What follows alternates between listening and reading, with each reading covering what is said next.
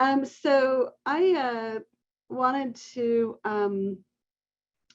look at doing the impact of cut flowers to Utah's economy. And Melanie and I had different conversations over the years. And I teach a class in the fall, 6710. And so there was another thing we were working on and that fell through. And so Melanie said she was willing to work with me to have the students do a project to look at this. And so they did it as part of this class. Melanie was very, very helpful. Heather and Fawn, and I wasn't sure of Fawn's last name spelling, so I didn't want to put it in here and spell it wrong. But they were all very helpful. And then the Utah Cut Flower Farmers Association was also helped with this. And so this is kind of what we know. This is a really young industry. Most of the businesses are less than 2 years old. It's growing dynamically. It provides high returns and for a very small production area. And of the things that we've been looking at with like vegetables and berries and stuff, I would say that flowers really do have the highest potential for the amount of land that you're using. And so we used the existing budgets that we have for research at USU. There's more budgets and more projects that are in the works that Melanie's working on, but the ones that we had that we could work from for this was snapdragons and peonies. And so we used both of those. And then we also gathered information from a survey we sent out to the Utah Cut Flower Farmers Association. And we developed a series of scenarios, and I'll show you all of this. And really the point was that we were wanting to find out what's the economic contribution or the economic impact of cut flower industry on Utah's economy. And so the survey we sent out to the farmers, Melanie, from the work that she had done, we think that there was about 100 cut flower farmers in Utah. We got 21 responses to the survey. They're very entrepreneurial. They're using a variety of selling outlets. Most of them are using at least 2 or more. The most used outlets were farmers markets, direct subscriptions, online sales, and then direct to florist. Many, especially those that have been in business for longer, supplement their sales with some events, weddings, starting to do other types of things like that, educational experiences. They're smaller, an 1/8 to a 1/4 of an acre was the most common. And the largest amount, a huge portion of them were within those amounts. And then the revenue per acre, now this is per acre, but so from the survey, I converted everybody's just kind of, if you had a 0 to an 1/8, I took half of an 1/8, if 1/8 to a 1/4, I took the average of those two. And so I converted everybody's responses into how many acres that was. And then I multiplied what they said their sales were so that I could convert everything into a per acre. And a per acre is bigger than most of the people, just about all of the operations, but it just made it easy to just kind of compare. So it's 64,000 per acre, but very, very varied. The high was over 200,000 and the low was 7,000 per acre. But a lot of people are very new, so they're just getting started. Revenue was correlated, which means it kind of moved with the years in business.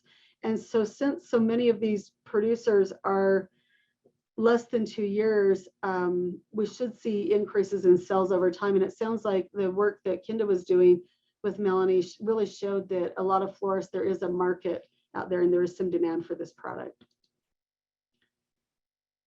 To get the budgets that we had for peonies and snapdragons into something that we could use for this, we made some assumptions. We increased the labor cost by 25%. This was because between when the budget was put together and now, the labor costs had increased. And so we just took kind of an average of what labor had increased by and increased it by 25%. Supplies, the inflation rate, they had increased by 6%. So that's what we did there. And then we also applied that to the price of snapdragons.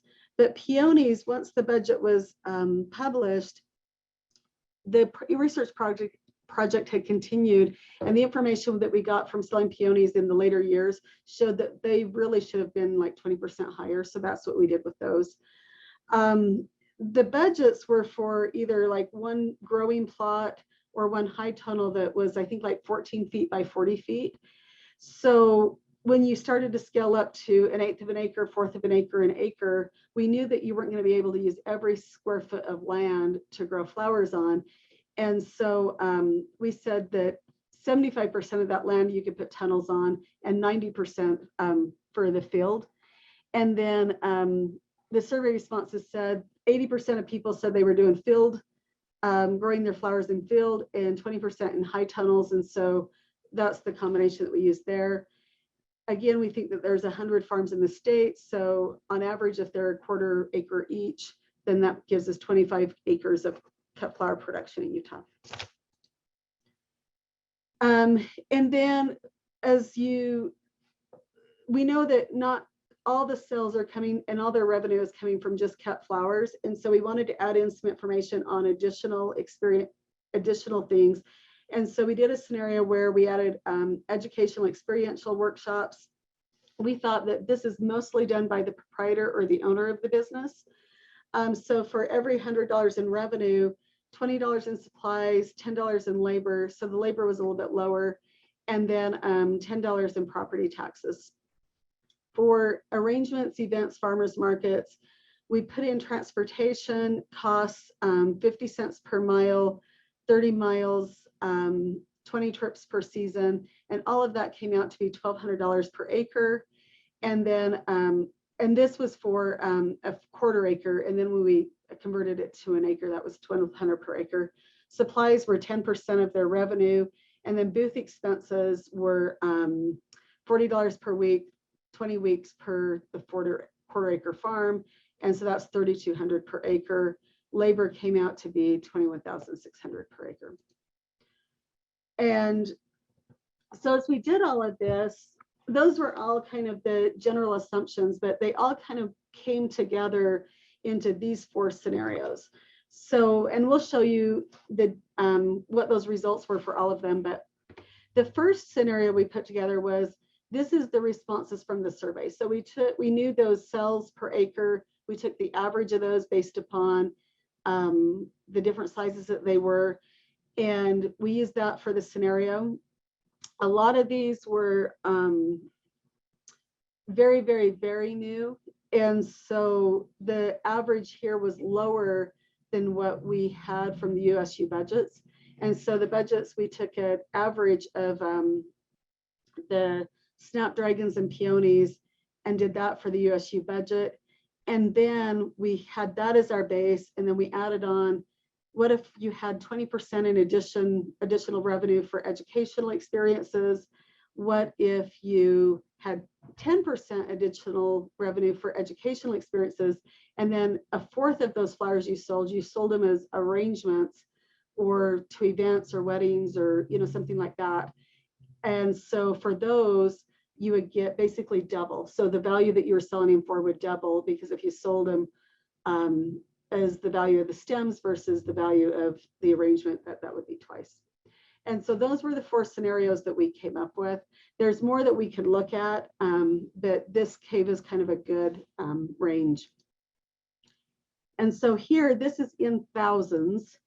And so where you see the little commas, an easy way to think about this is just put in a period there and think of millions. And so for cut flowers, the survey, that would mean when we put all of those assumptions together, that would be $1.6 million in cut flower sales based upon the information we have from the survey. If we used the information from the budget, that's our second scenario, that would be $5.6 million. And if we added the educational experiences, we would get the $5.6 million from the cut flower sales, but we would also get another $1.1 million from educational experiences. So you've got revenue coming in of $6.7 million. And then if here's where we added only 10% for educational experiences, but we also said that a fourth of these flowers, you'd have this markup of $1,400, $1.4 million, because you're selling them as arrangements. And so when you come down here, these assumptions matter, because that says the sales or revenue for the industry would be from 1.6 million up to 7.5 million, 7.6 million. And then based upon the different expenses that we had here, it went from 327,000 up to 2.2 million. These are a little bit bigger, but not quite as different in there, because we were showing that you had more profit margin on the educational experiences just by a hair than you did on the selling the arrangements.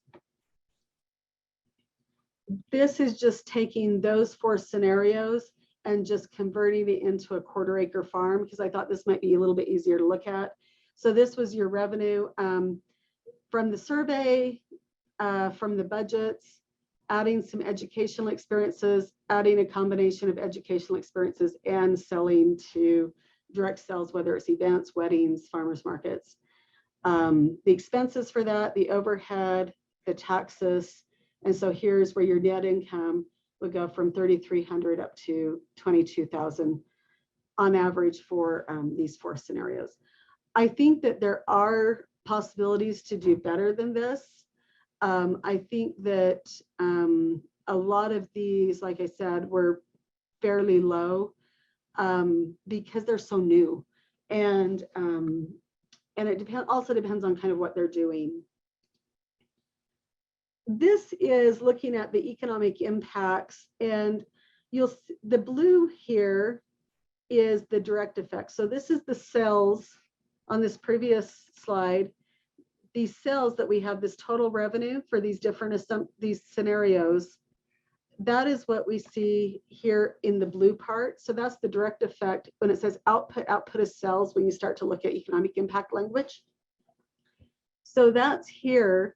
And then we get an additional multiplying effect when we start to look at economic impacts or economic contribution, because as the cut flower growers here, they have to, if they're hiring somebody else to do stuff and then they get paid and they make profit from their business of growing cut flowers, they in turn will use that to buy rent and food and things like that.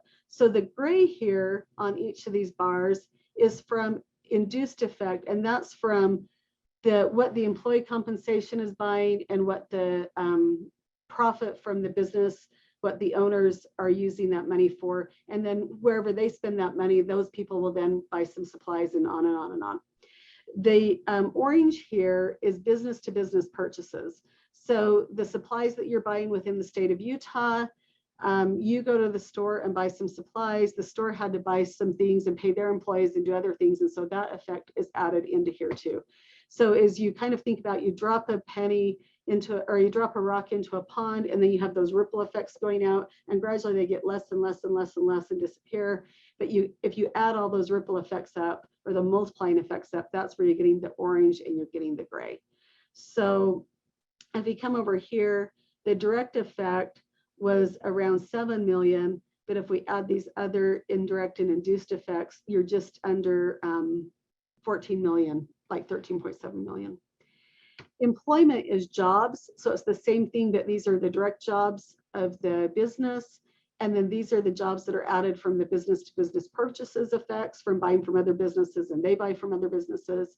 And the gray is the jobs that are added by you buy, your employees and you as an owner buy things, and then that causes a ripple effect. And so that's the induced effect.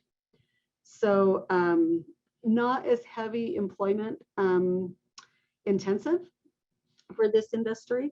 So you can see here, like in this scenario, about 40 direct jobs and then 80 total.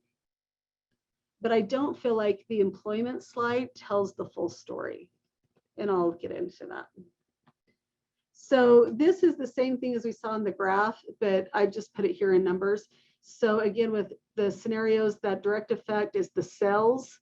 And so those range from 1.6 in scenario one of from the survey information up to 7.6 when we add in the educational and sales by the arrangements and things.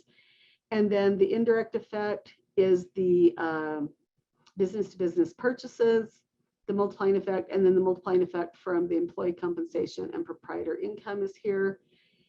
And then here's your total effect. A multiplier just takes this total effect and divides it by the direct effect. And so those are stable across all of the scenarios. And it's what this means is that for every dollar of sales that are generated by a cut flower grower in Utah, the multiplying effect in total is that an additional sales of 80 cents are generated. So the one is the direct effect of the cut flower farmer sells. The 80 cents is an additional amount that it generates. This is the employment impact. So from 9 to 40 jobs directly, that translates into 18 to 82. These, you see a little bit of differences across these, but in general, every job that you create that somebody's employed directly by the cut flower farming operation, it's going to generate an additional job because of all the other impacts. And then here, I said that I didn't think the job numbers were really telling the full story. And so here, when we look at it, is what we're seeing is the labor income. And labor income is right here, it's like 700,000 for scenario one. And if I went back up here, that's for 9 jobs. But is what I don't think that it's telling us, because I think some of these jobs may be even part-time jobs. And so this would be a high amount of labor income or employee salary for that many of jobs.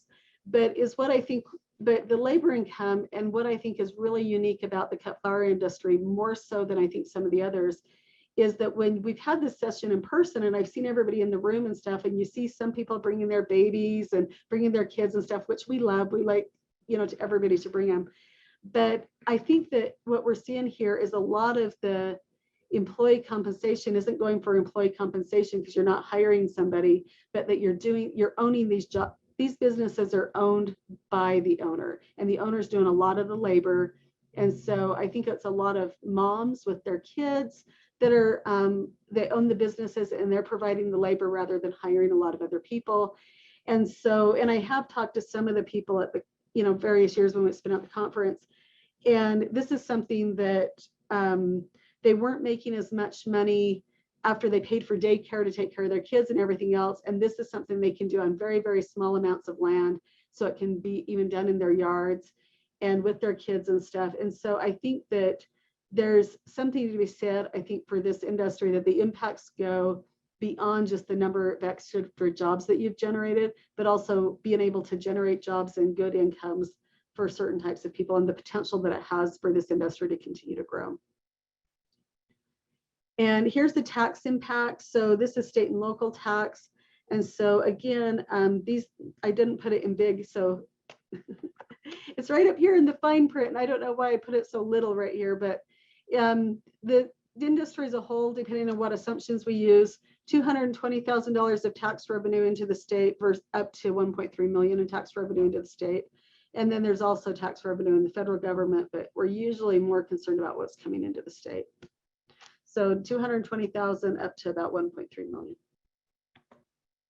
So when we bring all that together, we get that there's between about 3 million and 13.7 million with that multiplying effect. So if you think about the rock was dropped in the pond and then all those ripples that go out, if we add in all those ripples, the industry as it is between 3 and 13.7 million.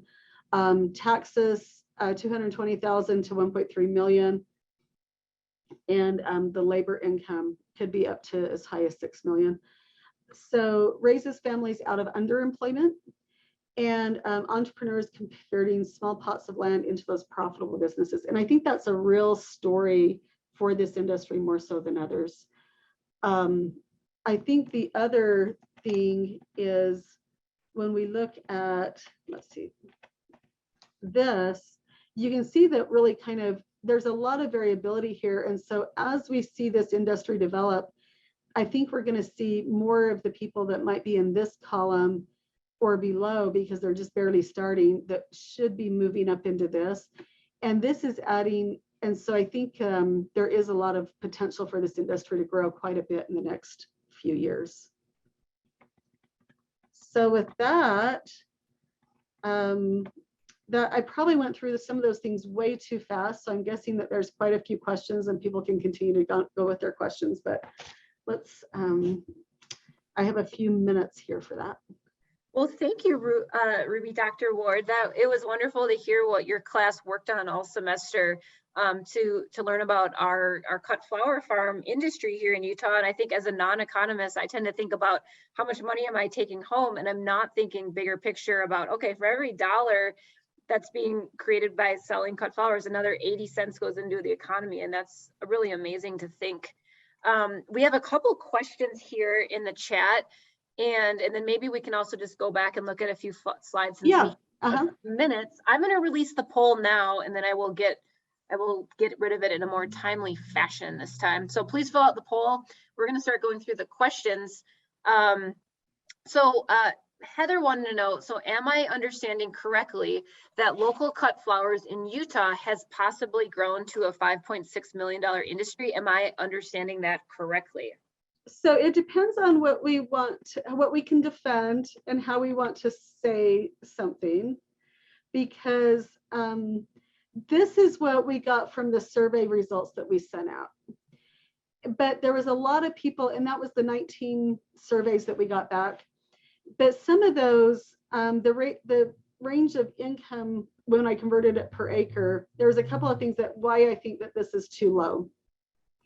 One is that I said 0 to 1/8 of an acre, 1/8 to 1/4, and then I assumed that that was just kind of somewhere in between, where I think that some of those might have been more on one end of that range or the other end. So I'm guessing a lot of people, when they said 0 to 1/8, were probably closer to 1/8 of an acre than under. And also we had so many of all these where they'd only been in business like the first year or the second year and stuff. And so they were really just kind of trying to get everything established and figure out their growing methods and, you know what I mean, their marketing and some of those other things. Because when you're starting a cut flower business, you have to do all of that, right? You know, you're like, you know, we were talking about, you've got to find your own market, you know what I mean? You've got to, you know, figure out a lot of these things. And some of these are new things that we haven't really grown in this way commercially in Utah before. So I think that the survey responses were showing a wide range of variability. We know from the budget we did at USU that this is possible. And I think some of the flower growers were doing way more than what this was. And so I think this is a somewhat realistic number, but we don't have a lot to defend it past the USU budgets that we have. And so I think this is something that we probably should revisit as we go forward. Melanie's been working on some other budgets and some projects and stuff. And so it's something I think that we should bring it back together. I think there's some people though that are doing more than that, you know, with adding some of these other things that they're doing. So did that help explain it? Yeah, I think so. And just kind of reiterating that the USU budgets were used because that's how we really spent a lot of time tracking all of the expenses, working with Allie and Lindy of the co-op up here on tracking what percent of them that we sold. And so that was how we were able to scale up. So there's a lot of room between scenario 1 and 2. 1 is really weighted toward the new growers, I think, and then following production recommendations and honing in on specific crops that are particularly marketable.